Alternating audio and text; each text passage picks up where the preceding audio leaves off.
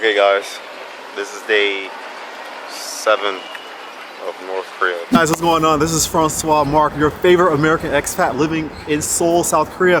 I am finally outside today. I've been stuck in the house. Had to come in the store for a couple of things.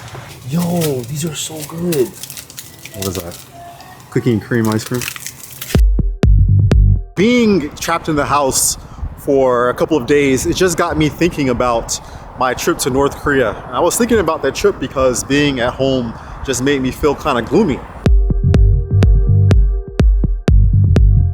The air pollution outside, being that it forced me to stay on the inside for a long time, just kind of put me in a little bit of a gloomy mood. And that gloomy mood made me think about my trip to North Korea. So originally I was supposed to stay in North Korea for 5 days, but when I went to Pyongyang, I met so many different people and we just had an amazing time eating and drinking, and it just made me want to stay longer. So I was supposed to go to Mongolia after 5 days in North Korea. I had so much fun that I was like, okay, I gotta change my ticket. I can't leave. This place is too amazing. I decided that I wanted to stay in North Korea longer. While I was thinking about having so much fun in North Korea, there's one thing that I forgot. And this is probably the most important thing that anyone should remember if they're taking a trip to North Korea. And that is, I've been to 24 different countries, and some of those countries were in Africa, some African countries, or at least the ones that I went to. The power grid was a bit unstable. So I was kind of used to traveling to places where the place where I visited wasn't as convenient as, you know, being in first world countries like Korea, America, Canada, or France. When I got to North Korea, I completely forgot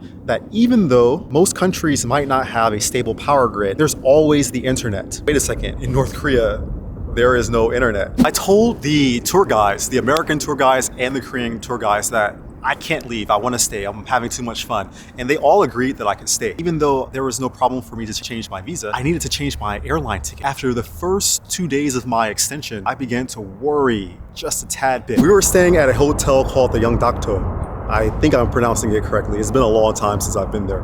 But we were staying at this hotel. It was a 5-star hotel, or it still is a 5-star hotel. And there are many Western amenities there. I went to the hotel and I emailed the airlines, but the email took forever to come back. So I decided to call the airlines. I asked the hotel management if I could use the phone, and they said yes, but there is a surcharge. So I was like, okay, cool, I'll pay the price. They let me use the phone. I called the airlines, and while I was waiting online for the airlines to answer, the hotel management came over and told me the price per minute to use the phone. And my jaw just, when the airline attendant finally picked up the phone, I was speaking so fast. I said, yo, this is Francois Harris, blah, blah, blah, this is my information. I'm in North Korea, can you please change my ticket? The airline attendant was like, what? You're in North Korea? Yeah. She was like, are you okay? I was like, yeah, I'm fine. Just please, can you change my ticket? She was like, okay. So I told her about the specifics, and then she changed the ticket. I was on the phone for 19 minutes. I paid $240 US, $240 US to use the telephone for 19 minutes. You know, things went from great to good to bad, and now it's edging on getting to worse. I was in quite the predicament. There's no ifs, ands, or buts about it. So this is the first time I was legitimately scared while traveling, because, you know, I was in North Korea and I didn't have a way to get out. On the way to the airport, I was like, can foreigners marry North Korean women? Because I was thinking of planning long term, what would I do if I had to live in this country?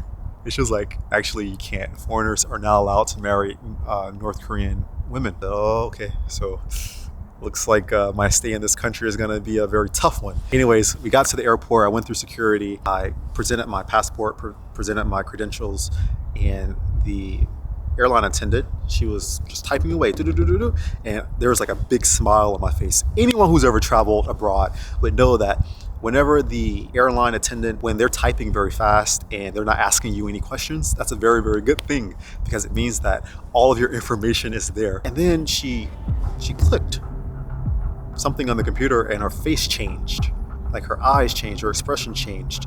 So I'm like, oh my goodness, please don't let this be a problem. Airline attendant came out and she waved my tour guide over.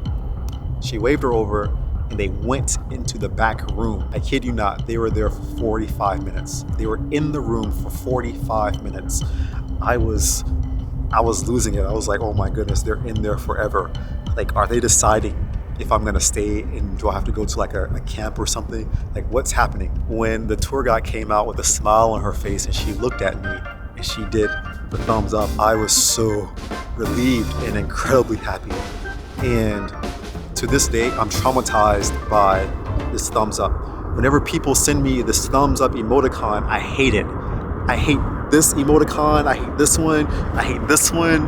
I hate any kind of thumbs up because it always reminds me of North Korea. Anyways, I was able to leave, and yeah, once I got on the airplane, I said, I'm never coming back to North Korea again. That's how I managed to get out of North Korea. At one point in time, I was really scared that they wouldn't let me leave, that I was going to be another one of those American victims. I'm happy to be back in Korea, like South Korea, and I'm happy to, have had that experience. Thanks a lot for listening to my rant. Thank you for taking time out of your day to always support me, to like me, to comment, and thanks for all of the new subscribers. I really appreciate you guys for joining my life. And this year I hope to become more consistent with my videos, making maybe 2 videos a week, but I don't want the quality of the videos to go down. I want to share with you my authentic life here in Korea or wherever I am. So yeah, anyways, we'll just keep going from there. Thanks a lot, guys, for watching, and I hope to see you in the next one. I love you. Have a happy new year. Have a happy week. Have a happy day, and I'll see you in the next one. Take care. Peace.